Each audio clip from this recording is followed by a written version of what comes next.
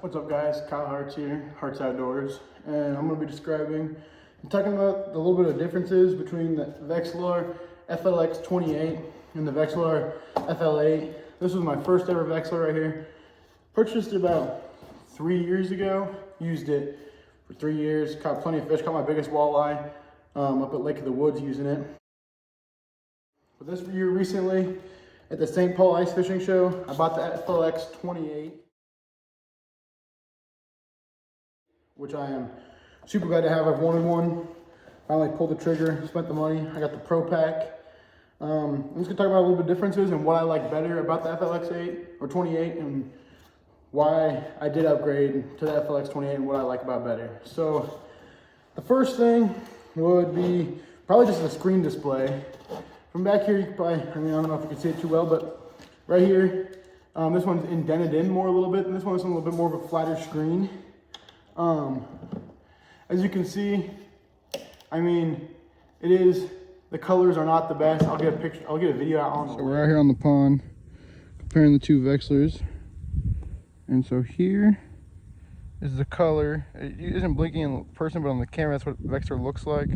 There's the color for the FL8 and the color for the FLX-28. So you can tell it's just more vibrant, more color options.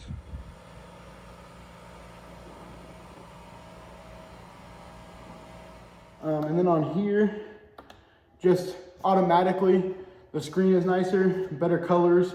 It gives you the depth digitally compared to this one. It does not, you just have to read the screen, which isn't that big of a deal, but the digital depth is really nice to look at. Another thing would be the auto zoom feature on the FLX-28. So on the regular FL8, you just get to see the depth. And it shows you all the way down. It shows your jig, which I'll show out on the ice. It shows the jig going all the way down, get you to the bottom. You'll be able to see the fish still. On the 28, it still shows that, but it'll also show the bottom 6 feet. It zooms in on the bottom, giving you a really clear picture of, or not picture, but like marking of where the fish is, and gets you a little closer to your jig, so you can keep your jig at a good distance from the fish, trying to get your fish to come up and bite that. Another thing that I like about the 28 is it came with a lithium battery already.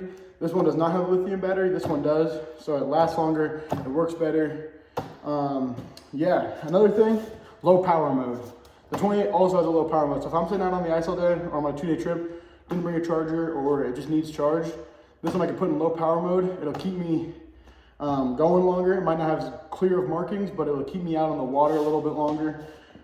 This one does not have that, plus it doesn't have the lithium battery, so it doesn't last as long. But once again, I did catch plenty of fish on this. And then looking at the transducers here, you can see that the 28's transducer is much bigger than the 8's. And that gives you a bit of a wider cone when you're down fishing. It shows fish marking in from a lot farther distance than the 8 would.